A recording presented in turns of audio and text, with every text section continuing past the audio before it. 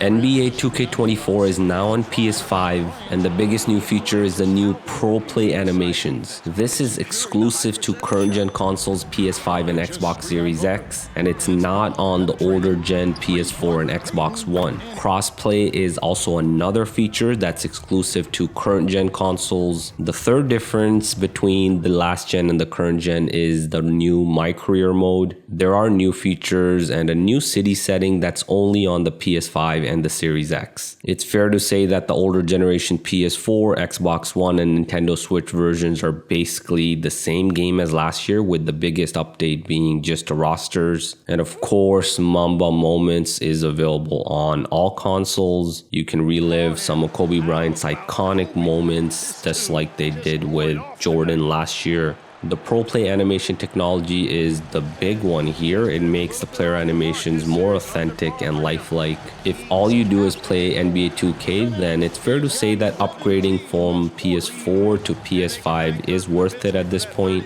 Well, what if you already have a PS5? Should you upgrade from 2K23 to 2K24? Well, there's the three main features I talked about: Pro Play animations, the new career mode feature, and of course crossplay. Beyond that, 2K24 is almost identical to 2K23. The graphics look more or less the same. There's no further improvements here. I think we've pretty much gotten to the limits of what PS5 can do in the visual department. The players and faces have been tweaked though. LeBron does look the same, but Steph Curry has a more accurate and realistic look. Klay Thompson looks the same, except he has a new headband, and Anthony Davis got a new hairstyle. So graphics more or less look the same. They just modified some of the player looks a little bit, tweaked them a bit, and that's about it. Now there is one thing that got worse, and that's the performance of 2K24. NBA 2K23 from last year ran the cutscenes and replays at 30 FPS. During the actual gameplay, the frame rate would bump up to 60 FPS, and that performance was a solid 60 FPS for almost all the time. There were no frame rate drops. In the new 2K24, you still get the 30 FPS cutscenes and replays, and the target frame rate does increase to 60 FPS during the actual gameplay. However, the new 2K24 is not stable. There's a lot of performance and frame rate drops. I mean, the drops aren't huge, but still, 2K didn't give us a solid 60 FPS here. And the only real difference here is the Pro Play animation. Maybe they're a little bit more taxing on the GPU here and what's causing the frame rate drops. I mean, you're gonna see frames in the 50s pretty much constantly. There's a lot of drops. Of course, the drops aren't huge. I mean, they're not getting into the 40s, but it is, it's gonna stay in the 50s. And if you do have a VRR display, you likely won't notice them.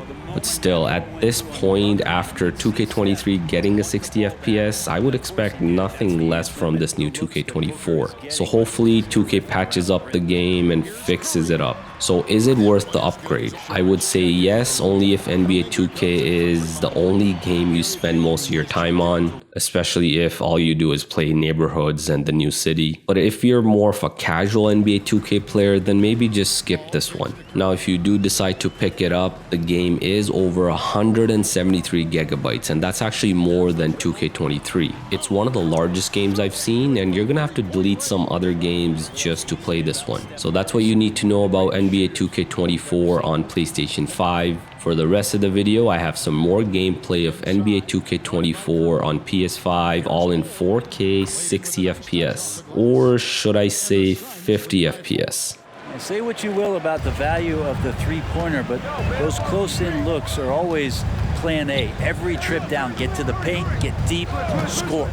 Here's Curry with the three, and another three for Golden State. And that's Kevin Durant comes in for both, and it's Gordon and for Beal. And now the latest from our reporter, David Aldridge. Thank you, Kevin. The transfer of the Phoenix Suns last season to new ownership ended a tumultuous chapter for the team and for the league. The new leadership aggressively made the trade for Kevin Durant last year and for Bradley Beal this summer.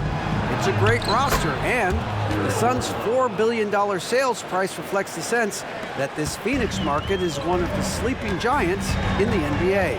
Kevin? I agree. On the rise. David, thanks. Good! Thompson makes it look so easy. Yeah, I know you want to focus on the shooting with Steph, but man, he's going to make plays too. And Booker kicks to Gordon. 2 minutes remaining in the first half. 2 minutes. Teardrop shot, and Looney sends it back. It's Clay off the drive. No good. That's miss number 2. He's 1 for 3. Gordon against Curry. Outside, KD. Off target from outside. Well, the D really getting away with one there. No one on him. And that's going to be good 9 out of 10 times. Stolen by Gordon. KD looking around. Gordon the pass to Booker. Oh, good with the triple. 3 triples in the first quarter, but he's yet to knock one down here in the second. And Eric Gordon, he knows his role on this team inside and out. Well, it's amazing Eric Gordon, Greg, can attack this game offensively still and have an impact. He's ready as soon as you put him in the game, and so many coaches value that kind of consistent approach from a bench player that can be a pro. Quarter now. Back to KD. And the Suns miss again. And so it's Thompson with it. He'll bring it up for the Golden State Warriors. They lead by 4. Green with a screen for Curry. Buries the long-range jumper. Curry's got a pair of threes now here in the third for the Warriors. And he has just been in a flow offensively. Terrific game. He has been the X factor. Ayton. And it's Looney with the rebound.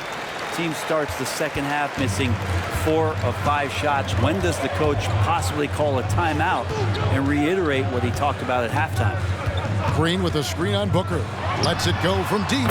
Another 3 for Golden State. Bradley Beal, Greg, I feel like he doesn't get enough credit for his passing game. You know, Kevin, he's really evolved as a playmaker over the years.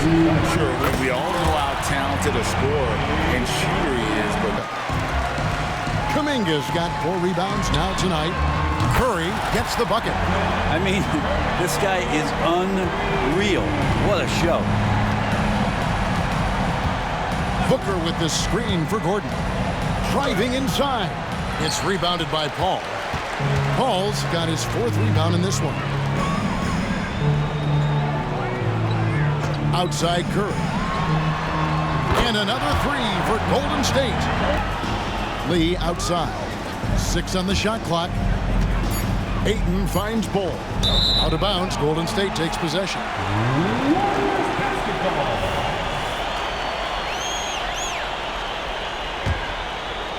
Second minute off the clock now in the 4th. Curry on the wing.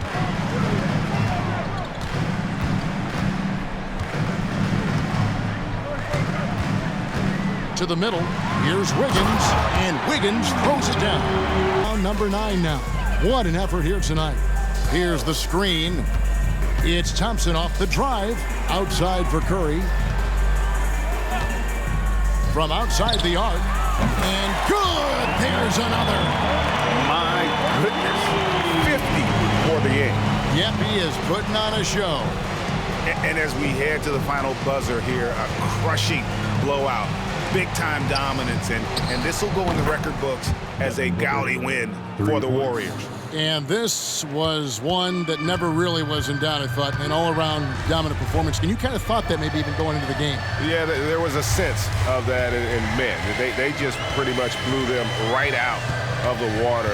A clinic was put on display here today. And it'll go down as their first official win of the new year.